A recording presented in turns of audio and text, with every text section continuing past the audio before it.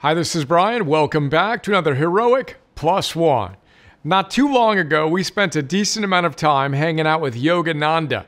Check out our collection of plus ones and notes on all of his goodness. They're linked in this plus one. Today, I want to go back to some wisdom from his great little book, How to Be a Success, where Yogananda tells us about the fact that we need to control our habits if we want to be free. Here's how he puts it, and I quote, "Until you are a master of yourself, able to command yourself to do the things that you should do but may not want to do, you are not a free soul. This freedom is not a small thing to acquire. In that freedom lies the germ of eternal freedom." He continues by saying, "It is not your passing thoughts or brilliant ideas, but your everyday habits that control your life. Habits of thought are mental magnets. They draw to themselves specific objects relative to the quality of their magnetism. Material habits attract material things." And he says, "Bad habits are temporary, misery-making grafts upon the soul. The law of nature is that if you are a little less evil than good, your evil will be taken away by the greater power of good. And if you have a little less good than evil, your goodness will gradually be absorbed by other greater numbers of evil tendencies." Now, that's another one of those passages so densely packed with wisdom, we could spend a weekend unpacking it and still just be getting started. But alas, my job is to deliver more wisdom in less time. So let's quickly connect that wisdom from a yogi to Stoicism and Buddhism and modern self-help, then send you on your way to practice. First, the Stoics. As you know, if you've been following along, Stoicism is my preferred flavor of ancient wisdom.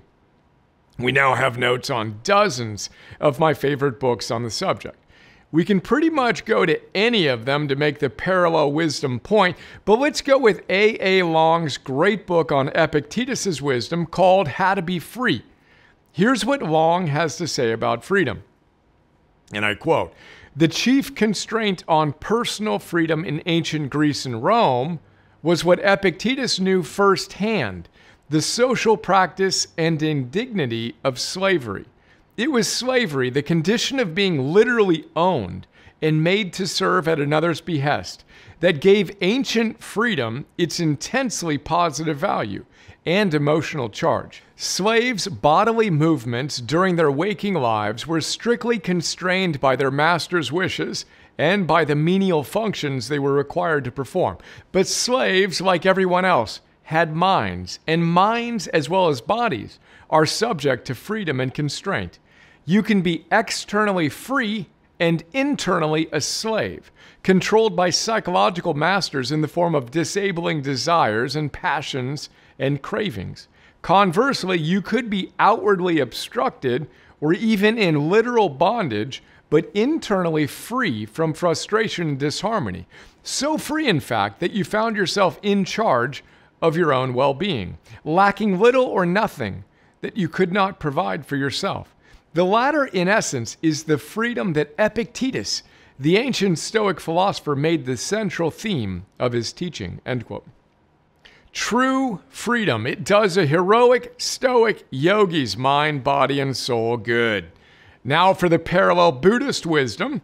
In the Dhammapada, Buddha echoes the second part of this wisdom when he tells us little by little, a person becomes evil as a water pot is filled by drops of water. And little by little, a person becomes good as a water pot is filled by drops of water. And by the way, Epictetus echoes that wisdom as well when he tells us, no great thing is created suddenly, any more than a bunch of grapes or a fig. If you tell me that you desire a fig, I answer you that there must be time. Let it first blossom, then bear fruit, then ripen.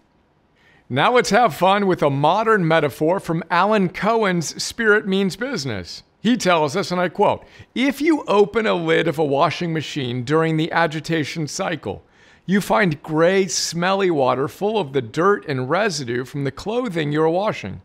If you didn't understand how the washing machine works, you would think something had gone terribly wrong.